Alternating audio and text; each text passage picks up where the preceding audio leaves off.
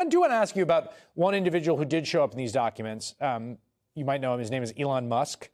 Just reading a few Elon Musk emails to one Jeffrey Epstein in 2013, by the way. So this is after he was a convicted sex offender, and after much had been made of the kind of individual this was and the sorts of things he'd done.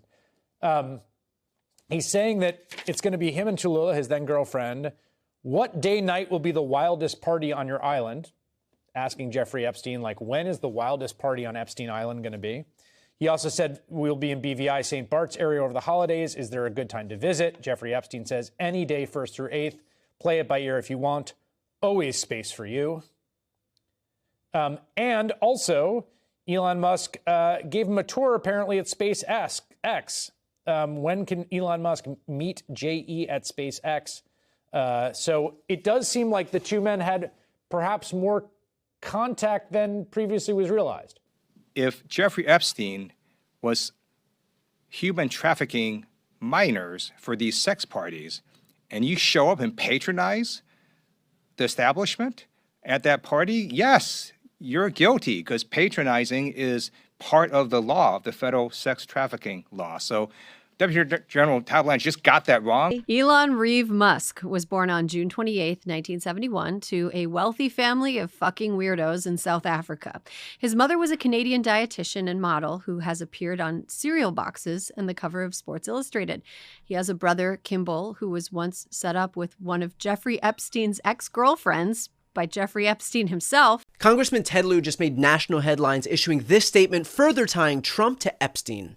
So why are Republicans so interested in Bill and Hillary Clinton? It's because they're trying to distract from the fact that Donald Trump is in the Epstein files thousands and thousands of times. In those files, there's highly disturbing allegations of Donald Trump raping children, of Donald Trump threatening to kill children.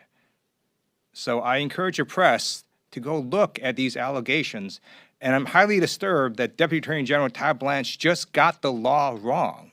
Yesterday, he said, essentially, that it is not a crime to party with Jeffrey Epstein. Well, that's actually not correct. If Jeffrey Epstein was human trafficking minors for these sex parties, and you show up and patronize the establishment at that party, yes, you're guilty, because patronizing is part of the law, of the federal sex trafficking law. So Deputy General Todd Blanche just got that wrong, which maybe explains why they aren't investigating all these folks, including Donald Trump. He needs to read the law and investigate these people. He also needs to resign, not only for not knowing the law, but a massive, not only screw up, but the biggest privacy violation in history. They release a lot of pictures of minors unredacted, just violated the privacy of these girls. It is uncalled for what they did. The one thing that they could not do under this law was to invade the privacy of these women now, who were girls at the time, who were victims of sex trafficking. Also, he met with Ghislaine Maxwell, moved her to a minimum security prison, and then got a puppy for her. So for all those reasons, he's just got to leave the Department of Justice. And I know who's behind Bitcoin. And it ain't some f***ing Japanese guy in a cave. I know the guy. And when that comes out, you heard it here first. Bitcoin is going to zero. Zero.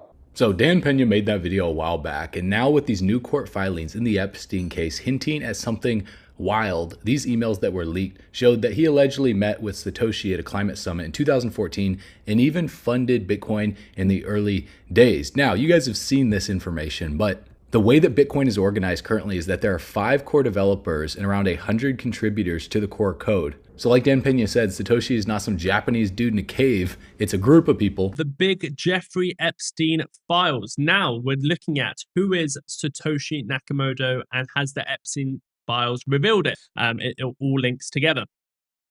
So this might be the most striking part of the document. So the most striking document is from October 2016 email from Epstein himself. This is Epstein's email sending to 2 others in the Middle East. And he said, Well, let me go straight to the document. The two more radical ideas would be to form two new currencies. One called the Shahira would be like a dollar, but a dollar is has printed on it "In God We Trust." The Middle East could have its own Shahira for internal use amongst Muslims. In addition, a digital currency like Bitcoin could be used to form a new Shahira compliant digital currency. Very exciting. And then this is the big words here. Let's see if we can zoom in on that. I've spoken to some of the founders of Bitcoin. He's spoken to some of the founders of Bitcoin who are very excited. What the hell does that mean? Let's read that again. Epstein didn't say he'd spoken to Bitcoin developers or investors. He said founders, plural. Satoshi Nakamoto's identity is the single biggest unsolved mystery in technology. No one has ever publicly confirmed who created Bitcoin. And yet, here was Epstein. In a private email, never meant to be seen, remember, claiming he had spoken directly to the people who built it and that they were very excited about his new plans of a coin in the Middle East. Combined with everything else, his 2011 outreach to Bitcoin developers, his funding of MIT's crypto infrastructure, his network of people like Ito and Hoffman who shaped the industry, the claim can't be dismissed. And Epstein wasn't just talking, he was putting money in. The files also contain an April 2018 email from Mads Vizar, a cryptographer and Zcash co-founder, sent directly to Epstein's inbox. Viraza forwarded Zcash company K1 tax documents, noted that all of his coins were still maintained by the company, and laid out a strategy to extract them before an upcoming fork to benefit from both branches. That wasn't a casual conversation about crypto. A co-founder of a major cryptocurrency was reporting to Epstein on holdings, tax filings, and fork strategy. He said Zcash will have a fork in the chain. It is expected that only one branch will be live after this, and then in brackets he puts, it won't be controversial fork like Ethereum or versus Ethereum Classic, but we will have physical control over the keys. We can benefit from both branches in case it is controversial, while if we wait to get coins out, we're only going to get company endorsed branching. Very weird things going on in the inside. The picture that emerges is consistent. Epstein wasn't on the sidelines of crypto. He was funding Bitcoin's infrastructure through MIT. There's going to be a link with Gary Gensler in a second, claiming direct contacts with its founders and receiving financial reports from cryptocurrency co-founders. He was an investor, a connector, and if his own words are to believe, someone who had access to the people who built the technology that started it all. Is the risk reward worth it? It goes from 88,000 to 0 if no one trusts it. If more information comes out that Jeffrey Epstein was one of the founders, or has links to the founders, or knew who Satoshi was Satoshi, or was part of that group, there's a big risk there that that they can come out and sell it all. And that's always a risk. I mean, Satoshi owns a good part of the supply, and he can come out and sell it all. And then what will Bitcoin be worth? I know Bitcoin only goes up because everyone trusts it and they like what it stands for, and they don't know who it is. But if more information comes out about who the creators were, and if they were not the people we want them to be, then it could be worth nothing. And that's why I prefer to own something like gold, because who created gold? Well, God created gold. So I don't think we've got an issue there. About 5 years ago, we asked Charlie Munger, we were sitting right there, what he thought of Bitcoin, and he said rat poison. Yeah. Back then it was about $100+ per Bitcoin. Today it's 9,000. Is it still rat poison? Well, probably rat poison squared. The Trump regime has crossed into full autocracy. If you can't see that or don't believe it, it's time to wake up to our shared reality. Let's start with Doge, the Elon Musk self-serving faux Department of Government efficiency that Trump has subcontracted Senator Sheldon Whitehouse of Rhode Island dismissed Republican claims of targeting waste, fraud, and abuse as a mere cover for their true agenda, comparing Trump's dismissal of inspectors general to firing the cops before robbing the bank.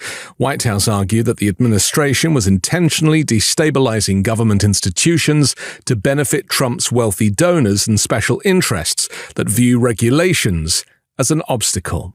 Welcome to another edition of This Fucking Guy, the series where we pick one fucking guy who's making America worse and explore why they suck. A man who, despite growing evidence that he's, shall we say, not in the headspace to control space exploration, electric vehicle manufacturing, communications, or the biotech industry, is still being trusted with billions in government contracts and essentially being allowed to man the levers of the financial markets, all while rage tweeting fringe conspiracy theories and cozying up to extremists. Of course, this is Elon. I never bought into the hype around Elon Musk. He always struck me as a weirdo who was more full of shit than porta potties at the end of the New York City Marathon. That's pretty full of shit.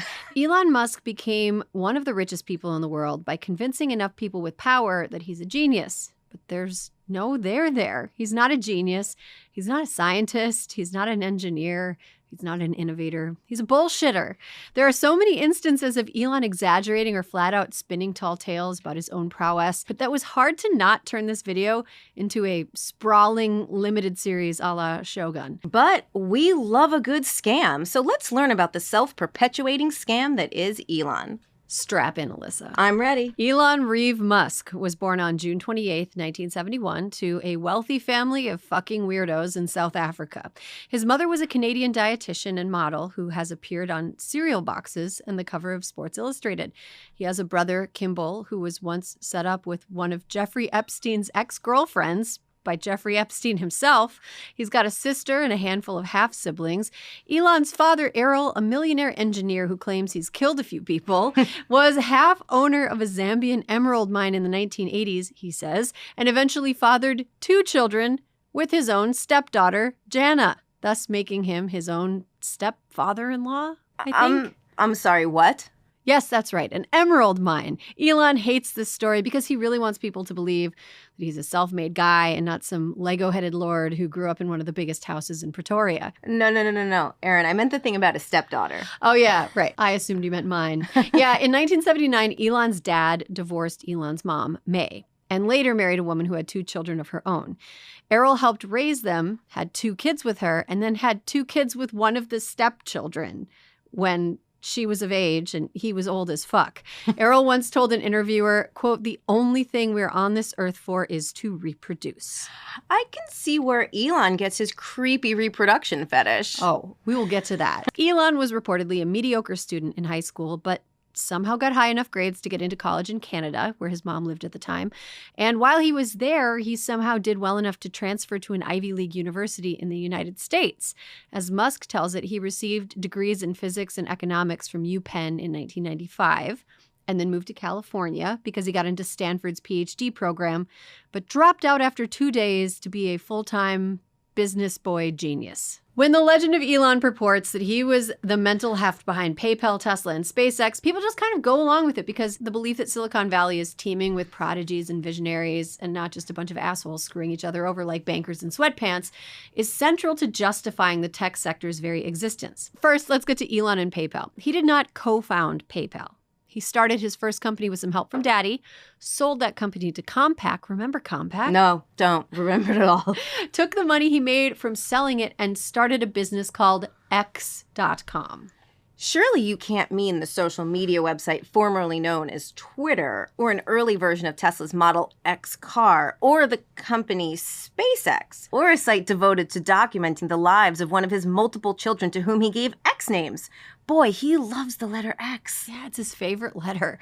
No, this was an even earlier company called X. Can you guess from the name what it did? Sell erectile dysfunction medicines to impotent men in red states? No, good guess. It was an online bank that somehow offered a product that was less good than PayPal, which I have to admit is an achievement because PayPal sucks. Point is, he named a bank after it because nothing conveys a sense of above-board safety and seriousness like a letter often used to denote the presence of a full bush in a film from the 1970s. You know, they call the inner circle of early PayPal the PayPal Mafia. Was Elon really anything like a Tony Soprano of online banking? He was a Jackie Jr. at most. Once PayPal and X.com merged and X.com, like a dutiful wife, took PayPal's name, Musk became CEO because he had the most money. But he was so annoying that eventually PayPal founder and Silicon Valley supervillain Peter Thiel found him too irritating to work with, and so he quit. Well, the board eventually took Thiel's side and ousted Musk and replaced him with Thiel. Elon and early space ally Michael Griffin traveled to Russia together to try to convince some Russians to sell them some ICBMs so that Musk could pretend to invent rockets. But the Russians weren't interested because Elon was not an astronaut, nor did he possess any particular expertise about space.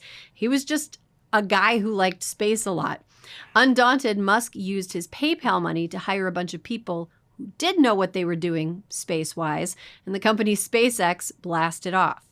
Michael Griffin, that name sounds familiar. That's because Griffin would go on to be a BFD at NASA, overseeing private partnership programs, including something called the Commercial Orbital Transportation Services, or COTS program. The program was designed to enlist private companies in transporting people and supplies to and from the International Space Station. Under Griffin, only 2 private companies were selected for the program. One of them was SpaceX. And thus began a long and fruitful career of SpaceX feeding from the prolific teat of Uncle Sam. In 2006, SpaceX was awarded a $396 million contract from NASA. Meanwhile, SpaceX didn't even have a rocket that worked. Its Falcon 1 program was sucking ass, unless you think a rocket that explodes can still be counted as a success. Its first 3 launches between 2006 and 2008 failed, putting the company on the brink of bankruptcy at the same time as Tesla and Musk himself in late 2008. But then, SpaceX got it on the 4th try, and as a prize for his company's one successful launch, Elon was given a $1.6 billion NASA contract that December. And it all blew up from there, both literally and figuratively.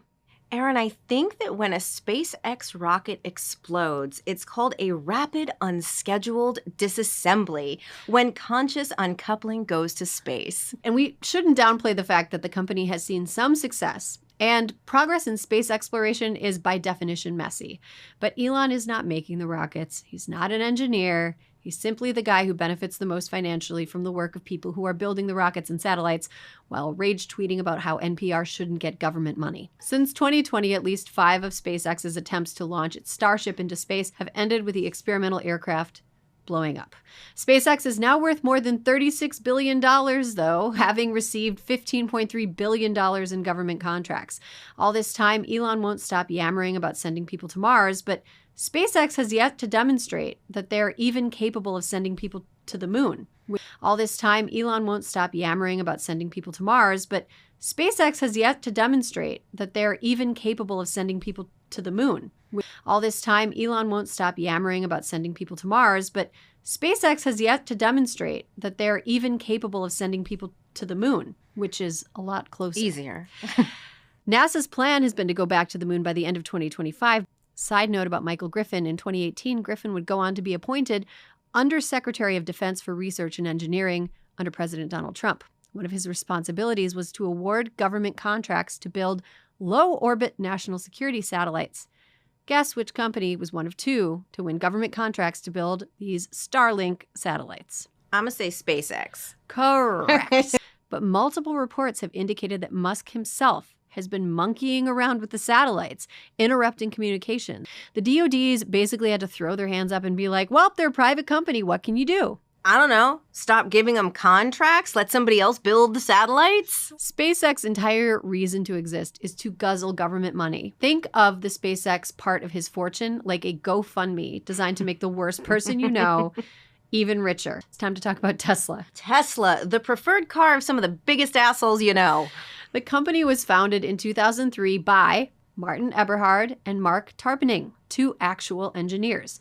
Elon invested $6.5 million into early Tesla and became chairman of the company's board, and immediately started taking credit for things. Eberhard and Tarpenning came up with the ideas, designed the actual cars, got all the company's ducks in a row to revolutionize the electric car market, and then, as thanks, in 2007, Musk ran both of them out of the company and started calling himself the founder of Tesla. Kind of like an invasive species bird who pushes the eggs out of other birds' nests to lay their own. Indeed, and then says you invented eggs. Eggs, they're mine. I did it. In 2008, Musk was forced to step down as chairman of the board of Tesla after falsely promising, via tweet Natch, that he had funding secured to take Tesla private at $420 per share, thus artificially inflating the share value in a way a teenage boy might.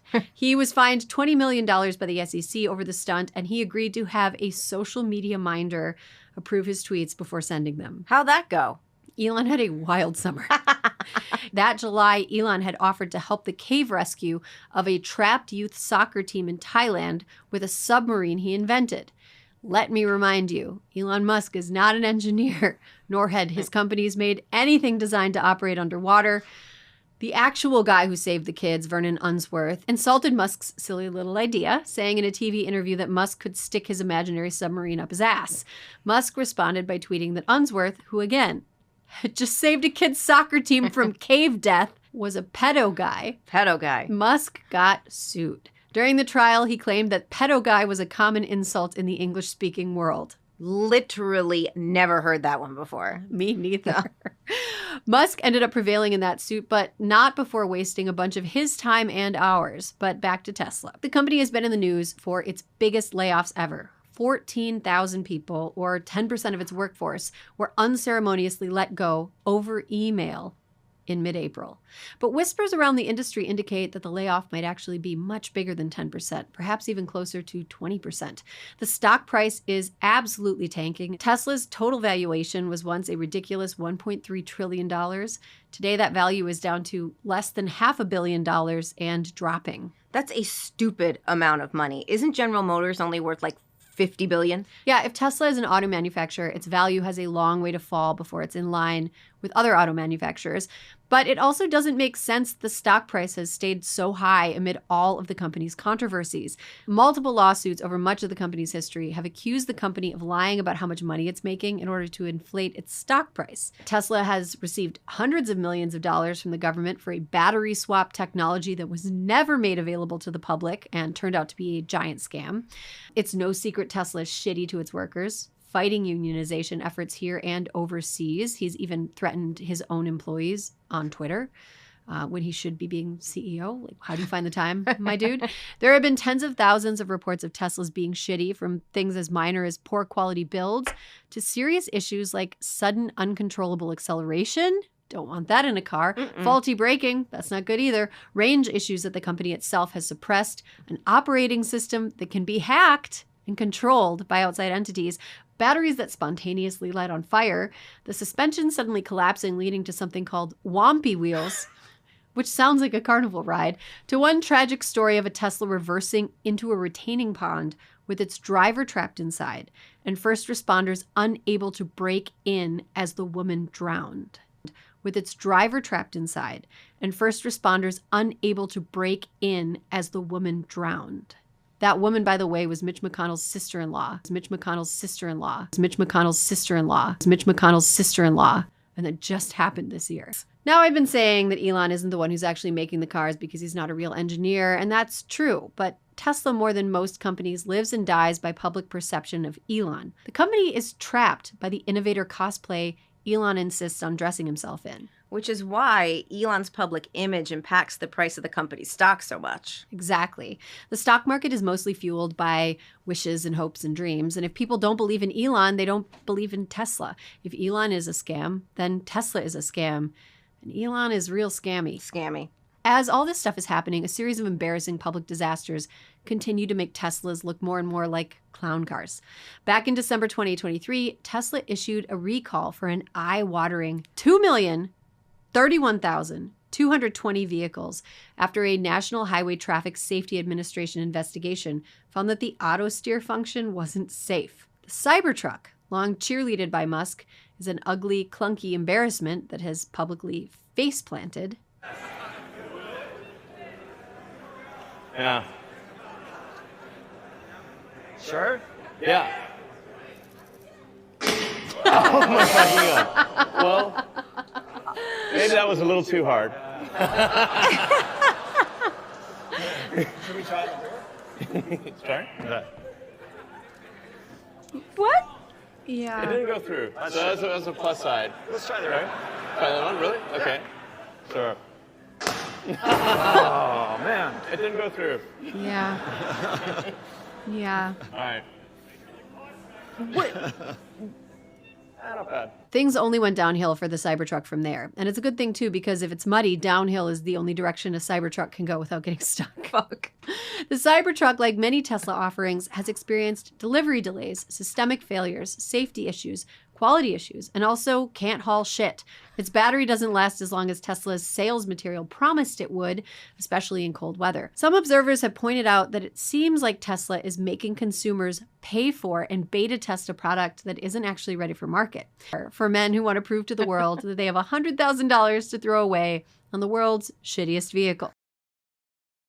Couldn't we just use all that money that Elon wants to pocket and improve what we already have? One would think. Actually, Elon has had it out for public transportation for a long time. Do you remember the Hyperloop? A stupider, more expensive version of trains? The Hyperloop is such a moronic idea that it almost pains me to say it out loud. Back when Elon was king shit of Fuck Mountain, aka before he developed whatever condition it is that makes it impossible for him to not run his big fat mouth all the time, Elon, quote, invented, unquote, a mass transit system that moves large numbers of passengers through low pressure tubes. You mean like the plastic chutes at the drive-through bank? Sort of. I like that vintage reference. Except bigger, more expensive with magnets and of course requiring massive amounts of money to be funneled to one of Elon Musk's companies. And once again, so many people fell for it. The Boring Company started as a subsidiary of SpaceX with the stated aim of digging holes for this stupid idea all over the place. MIT was investigating getting involved. There was talk of building one connecting LA and San Francisco, basically under the 5, if you know California, even though we could have just used that money to build a high-speed rail. High-speed rail. Between LA and San Francisco, which is something that people in both cities have wanted for decades. I don't understand. Elon never really wanted to build ultra-fast, large-scale mass transportation. He simply wanted to derail discussions of actual high-speed rail that actually worked because he owns a car company that depends on people not having comfortable, affordable mass transit options available. So this whole plan was just to stop public transportation from getting better so he could sell more cars. Like the bad guy from Who Framed Roger Rabbit. Exactly like that bad guy. Now, a little over a decade after Hyperloop mania took Silicon Valley by storm, all we have to show for it is a puny little tunnel that connects part of the Las Vegas Convention Center and some plans in other cities that will likely soon quietly disappear from the internet. Now that he's done his part to fill the highways and atmosphere with vehicles that sometimes explode and dig subterranean tunnels to nowhere, Musk has moved on to technology meant to be installed directly into the human body. If I wouldn't get into one of his driverless taxis, why on earth would I let one of his companies install a chip into my brain? The trillion-dollar question. In 2016, along with a handful of actual scientists, Musk co-founded Neuralink after buying the trademark from the 2 neuroscientists who had actually founded Neuralink the year prior. The company's aim is to produce technology that can be implanted into the human brain. Neuralink has been under fire for killing an awful lot of the primates it's been testing on, but nevertheless, its chip was approved for human trials in 2023. Earlier this year, Musk claimed that a successful human trial had been conducted. I have yet to see a single piece of reported media that confirms this claim by somebody who isn't Musk himself or someone Musk is paying. But Elon girl-bossed a little too hard when he bought Twitter. It really has been something to watch the whole world get wise to his bullshit at the same time. Enough ink has been spilled about Musk's disastrous takeover of Twitter, once a flawed but functional town square, now the social media equivalent of a abandoned Blockbuster video that has been taken over by flea-infested raccoons. So let's not get bogged down by the details. What's most important is that thanks to his pathological desire to force people to like him, Elon's ineptitude has been on full display, calling into question his genius and business acumen in the rest of his portfolio. The acquisition of Twitter was characterized by drama and erratic behavior by Musk. In 2022, he first tried a hostile takeover of the company before winning the board's approval. But then, when he realized that $44 billion he'd offered to pay was way too much for a company that wasn't great at making money, he tried to back out. The board threatened to sue, but Musk relented, and the shotgun wedding between Elon and Twitter happened in October 2022. Elon financed the deal with some creative leveraging that ended up resulting in him having to sell a bunch of Tesla stock, driving the share price down, and thus his overall wealth down. Elon, it turns out, is not good at running Twitter. He fired or chased away 80% of the staff, likely violating several labor laws in doing so. He reinstated several accounts that had been banned for hate speech, relaxed rules around anti-trans speech and COVID-19 misinformation, gave a handful of doofus reporters access to internal Twitter files, plopped his cottage cheese ass into a desk chair, and tweeted as hard as he possibly could. And who can forget the blue checkmark fiasco? Blue verification checkmarks were long viewed as a class signifier in old Twitter, which made a lot of people wearing wraparound sunglasses in their user picture angry. So Elon got rid of the blue checks. The problem is that the checks also verified that people on the site were who they said they were, and that so-called official accounts were not imposters. And so, in the first days of the program's elimination, somebody pretending to be the official account of drug maker Eli Lilly declared that insulin was now free, among other imposter shenanigans. It was actually quite funny. It was one of the best days in Twitter history. It was great. Bleeding money, Elon tried to get Twitter users to pay $8 for the check marks, and people were like, fuck that, you clown. So the only people who had blue checks were suspiciously Elon fanboys and conservative super tweeters who would hassle anybody who complained about the new verification system by accusing them of being too poor or stingy to fork over $8 to one of the world's richest men.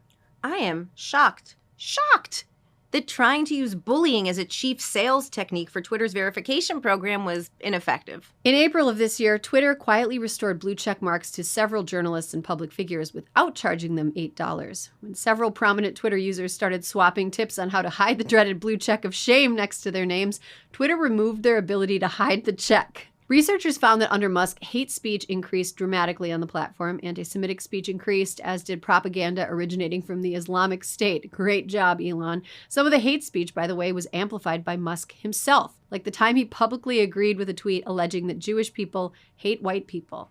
Musk responded by revoking access to Twitter's API, so now nobody has any idea just how bad things have gotten quantitatively. However, Alyssa, there is a workaround. You can still tell how bad Twitter has gotten by simply looking at it. Yes.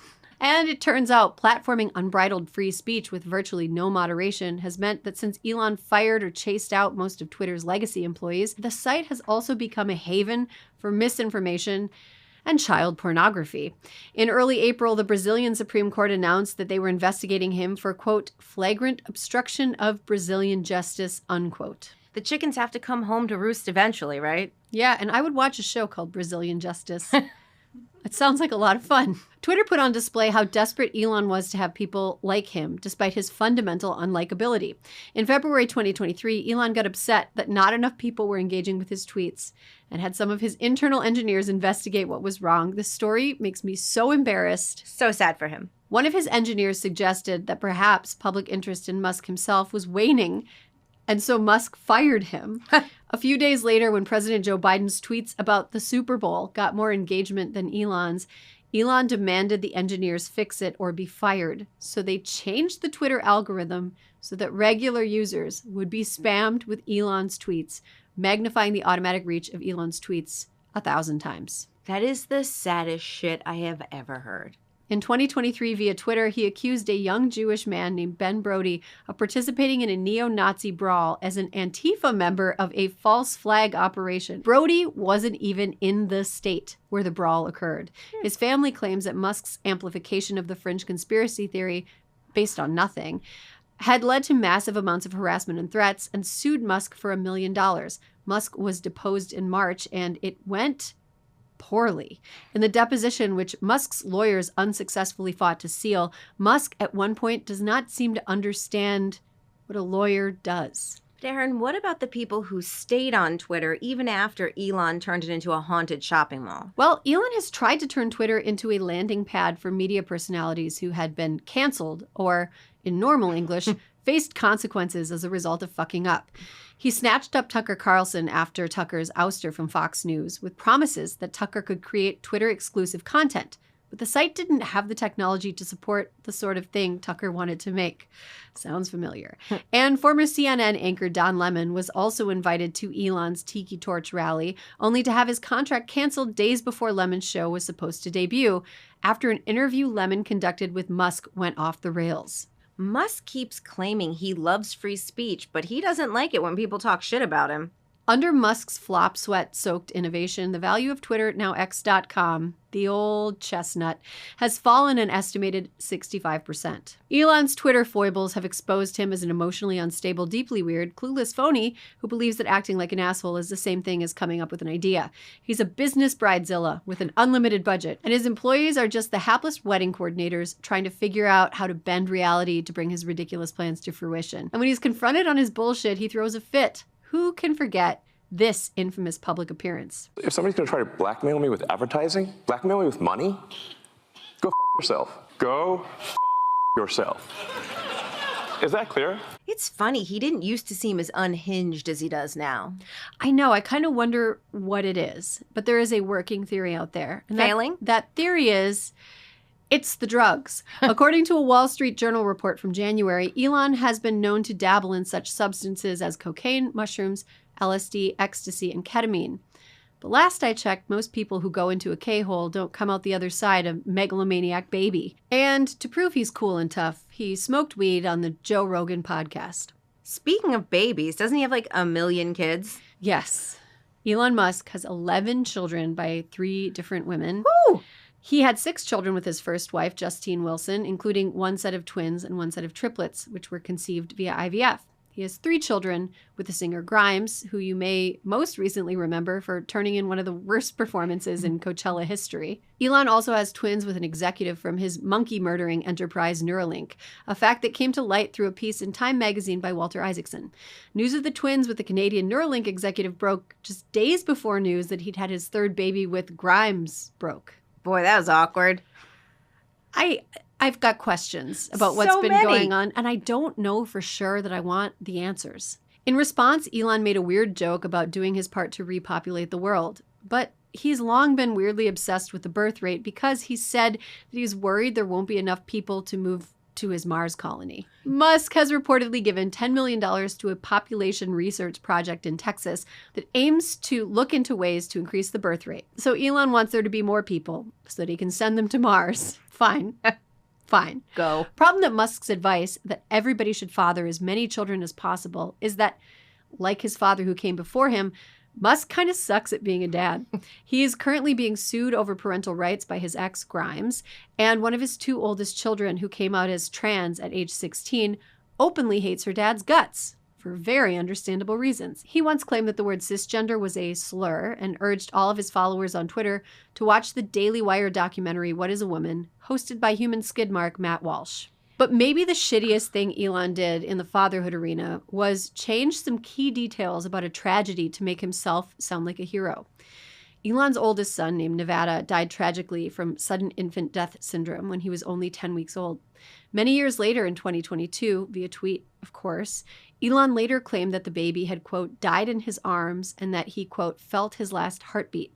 Nevada's mother, his ex-wife Justine, disagreed, tweeting, "Not that it matters to anyone except me, because it is one of the most sacred and defining moments of my life, but I was the one who was holding him." That he would claim that is just tragically deranged.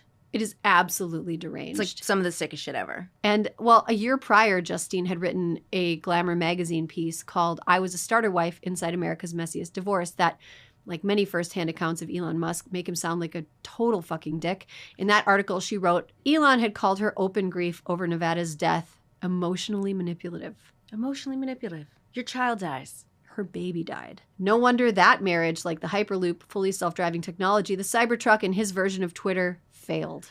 Whew! Well, that's as good a note to end on as any. What's extra crazy to me is that we can laugh at his awkward dancing and make fun of how unfunny he is thanks to the fact the government gives his company so much money and Tesla stock is such a huge part of the S&P, we all kinda own a stake in his clownery. Nobody should have as much money as Elon Musk has, and nobody should have their fingers knuckle deep in that many industries so important to things like communication, transportation, and national security. Alyssa, I haven't even gotten to the cherry on top. In April, the same week that Tesla announced record layoffs, Elon once again asked the company board to approve a $56 billion pay package for himself that had been rejected by a judge in Delaware over the fact that its exorbitant size represented negligence of his fiduciary duties as CEO.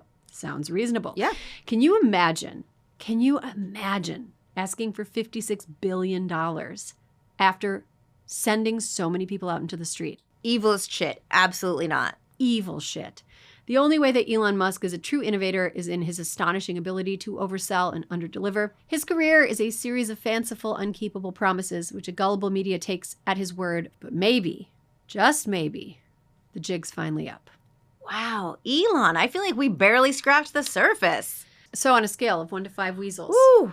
Where's Elon? Oh, he's got to be a hard 5 weasel for so many reasons. One, he's getting rich off our tax money. He's getting rich off our tax money, not doing shit with it, being mean to his kids, and not even getting to the moon. Yeah. Give me my money back. And he ruined Twitter. Yes, I'm going to agree with you. Okay, 5. Oh, we're in sync this week. I say a hard 5 weasels for Elon Musk just because he has so much power and he amassed it in a way that I feel like everyone is like, oh, whoa, this guy's in charge of a lot of stuff. I don't know if there's a world in which he is no longer just like the crazy person driving the economy. And that is deeply, deeply upsetting. Erin, that was a fun one. Thanks so much for tuning into this edition of This Fucking Guy. If you enjoyed this, please like, share, and subscribe. And if you've got ideas for who should be the next subject of This Fucking Guy, leave it in the comments below.